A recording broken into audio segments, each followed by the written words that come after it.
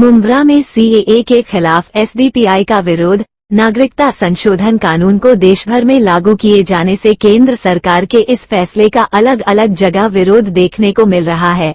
वहीं आज दोपहर 2 बजे मुंब्रा की सड़कों पर एसडीपीआई पार्टी ने एक प्रोटेस्ट किया, जिसमें एसडीपीओ के नेता सरफराज ने मीडिया से बातचीत करते हुए केंद्र सरकार पर राजनीति करने का आरोप लगाया है। इस प्रोटेस्ट के बाद मुंब्रा पुलिस ने एसडीपीआई कार्यकर्ताओं को हिरासत में लेते हुए बिना परमिशन के प्रोटेस्ट करने पर धारा 149 के तहत कार्यवाही की। ये प्रोटेस्ट हमारा कॉन्स्टिट्यूशन राइट है, लेकिन आप देखा जाएगा यहाँ प्रोटेस्ट करने नहीं दिया। ये हमारा एक ही मेदी है, सबको एहतजाज करना चाहिए, सबको रोड पे उतरना चाहिए। इसमें सिर्फ मुसलमानों को छोड़ के सबको नागरिकता देने की बात की गई है। भेदभाव वाली राजनीति है, राजनीति है। आवाज उठाना चाहिए। सीधे वाले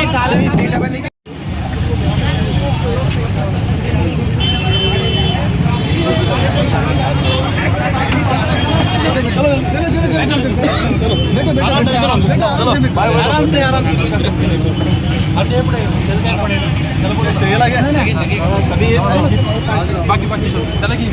भाई आओ शुरू करो। और क्या सबसे पहले अपना नाम बता दीजिए। जी, मैं Sarfaraz Sheikh, general secretary SDPI Kalwa Mumbra. पहले बात में आप लोग जो है यहाँ पे प्रोटेस्ट करने के लिए इकट्ठा हुए हैं, वजह क्या है? वजह ये जो देश में काला कानून वापस लाया जा रहा है, जो सीएए एक्ट जो 2019 में लाया गया था, लेकिन कुछ वजह से वो नहीं पूरा फ्रेम किया गया। लेकिन ये वापस से थोड़े दिन पहले रेजोल्यूशन पास किया गया और ये काला कानून के तहत जो बाहर से बांग्लादेश और अफगानिस्तान पाकिस्तान से जो आएगा, जिनके पास नागरिकता नहीं है, हम उनको नागरिकता देंगे, सिर्फ मुसलमान को छोड़ के। तो ये काला कानून के साथ एनसीआर भी लाया जाएगा। जो एनसीआर जो आने वाले सेंसस में एनपीआर होगा, जो एनसीआर में नहीं आया तो उनको सीधा वो सिटीजनशिप से घोषित मतलब बॉयकॉट कर देंगे, उनको डिटेक्शन कैंप भेज देंगे और उनकी प्रॉपर्टी सीज किया जाएगा। तो ये काला कानून बहुत गंदा कानून है, इसको हम इसलिए वापस करना चाहिए, इसको बॉयकॉट करना चाहिए। उसके लिए हमने आज एसडीपीआई वालों ने प्रोटेस्ट रखा था। केंद्रीय गृह मंत्री का कहना है, अमित शाह का, कि एनसीआर से और सीएए का कोई लेना देना नहीं है, कोई संबंध नहीं है। इसको लेकर जो माहौल बनाया जा रहा है वो गलत बनाया जा रहा है। आज फिर से उन्होंने ये बयान दिया, लेकिन वो बयान देते न्यूज़ पे कुछ और, लेकिन बाद में व्हाट्सएप पे उनका ही खुद का वीडियो आता है, जो मेरे पास भी अभी भी सेव है, जो 3-4 दिन पहले का वीडियो है। उन्होंने साफ कहा है कि सीएए आने के बाद मैं तुरंत एनआरसी लाऊंगा, एनपीआर लाऊंगा। तो मतलब क्या हो गया, जो नागरिकता में साबित नहीं हुआ, जो बाहर से आए हैं, जो नागरिकता में साबित नहीं हुआ, वो ये तहत के एक्ट से उनको नागरिकता मिल जाएगी। लेकिन जो मुसलमान है वो बाहर हो जाएंगे।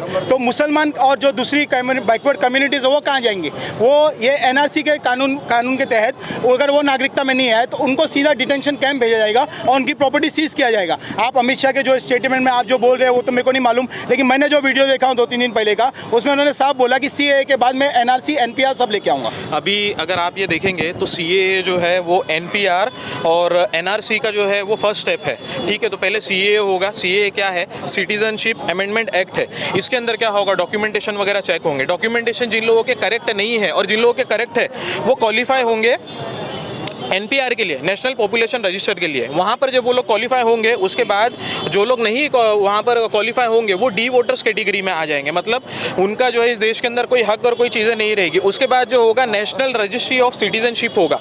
उसके बाद हमारे देश का जो है वो पॉपुलेशन सेंसस होगा। अब जो लोग इसके अंदर क्वालिफाई नहीं होंगे, अभी आसाम की एक रिपोर्ट है, उसके अंदर 3 करोड़ से ज़्यादा की आबादी है, उसके अंदर 19 लाख लोगों ने अपनी नागरिकता गंवाई। ये लोगों को देश के अंदर जेलों में भी नहीं रख सकते, क्योंकि अगर आप हमारे जेल में रखने की कैपेसिटी अगर आप देखेंगे तो 4.5 लाख की है, वो भी इंटू 4 टाइम से ज़्यादा भरी हुई है। इतने सारे लोग हैं, तो इन लोगों को रखने के लिए एक डिटेंशन कैंप बनाया गया है। उस डिटेंशन कैंप के अंदर ये लोग रखेंगे। और इसी के साथ साथ सिर्फ खतरे में जो नागरिकता है वो मुसलमानों की ही नहीं है। जो भी लोग इसके अंदर अपनी सिटीजनशिप नहीं प्रूफ कर पाएंगे, वो दलित है, SC ST है, OBC है, बैकवर्ड क्लास है, माइनॉरिटीज़ है, ये सारे लोग ये प्रॉब्लम को जो है आने वाले टाइम में फेस करेंगे। और 2019 के अंदर बीजेपी गवर्नमेंट ने सुप्रीम कोर्ट के अंदर एक एफिडेविट फाइल किया था, जिसके अंदर उन्होंने सुप्रीम कोर्ट को ये बताया था कि वोटर आईडी, आधार कार्ड, पैन कार्ड और भी जितने डॉक्यूमेंट्स है, ये सिटीजनशिप प्रूफ करने के लिए हम इसको काउंट नहीं करेंगे आगे चल के।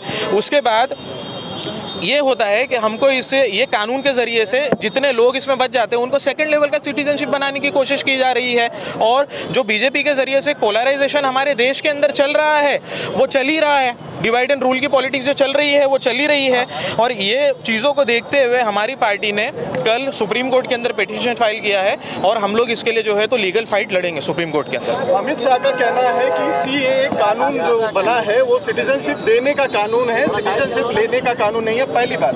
दूसरी बात ये है कि इसमें किसी को अपनी नागरिकता प्रूव करनी नहीं है। जो ऑलरेडी इंडिया के रेजिडेंट हैं ये उनके लिए है, जो शरणार्थी बनकर आपके देश में आए हुए हैं, आपसे शरण मांग रहे हैं। तो देखिए, जब ये अगर ये उनके लिए कानून बना हुआ गया तो हमने देश के अंदर डिटेंशन कैंप क्यों बनाए गए? जो लोग बाहर से आए उनको बाहर भेज देना चाहिए।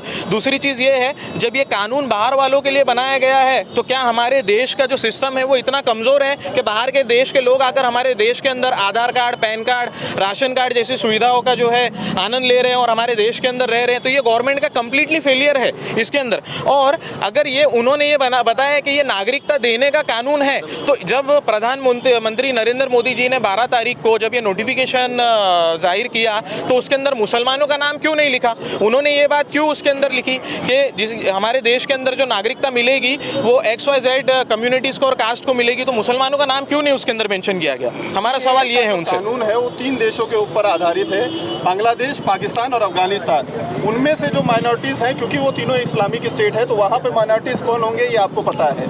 उनको सिटीजनशिप देने की बात कही गई है, जो आपके ऑलरेडी देश में आ चुके हैं। ये आज नहीं आए हुए हैं, लगभग 6 साल पहले आके आपके यहाँ बसे हुए हैं।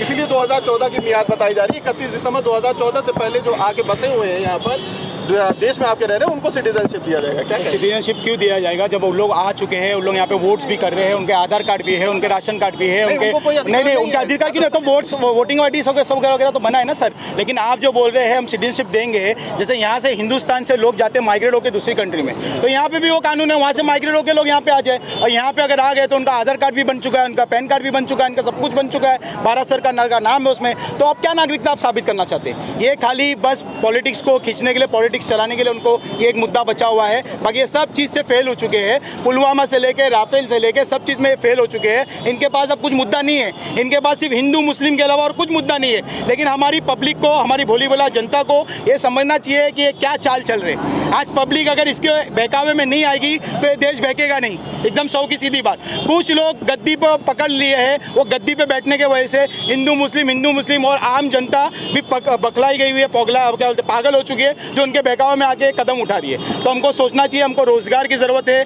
हमको महंगाई से लड़ने की ज़रूरत है। हमारे पास अनाज नहीं है, हमारे पास खाने पीने को नहीं है, हमारे पास अच्छी एजुकेशन नहीं है, हमारे पास अच्छी यूनिवर्सिटी नहीं है, हमारे पास ये सब मुद्दा नहीं है। ये सब पे हम काम करेंगे तो ज़्यादा अच्छा है। आज बेटी बचाओ बेटी पढ़ाओ के ऊपर आप नारे लगा रहे हैं, हम बेटी बचाओ बेटी पढ़ाओ, बेटी सुरक्षित कहाँ है? आप घुसपैठियों की बात करें, आपके हिंदुस्तान में, अरुणाचल प्रदेश में चाइना इतना घुस चुका है, उसके बारे में तो पहले सोचो, फिर बाद में दूसरों को नागरिकता देने के बारे में सोचना। पहले वो तो पूरा हमारे कंट्री को कब्जा, आधा हिस्सा कब्जा कर लिया, अरे पहले उनको तो बाहर निकालो। कहाँ है वो 56 इंच वाले हमारे प्राइम मिनिस्टर जी? वो तो जाके वहाँ खड़े होंगे, 56 इंच देख के भी चाइना वाले डर के भाग जाएंगे। तो उनको ये सब काम करना चाहिए, ये सब भोली जनता को।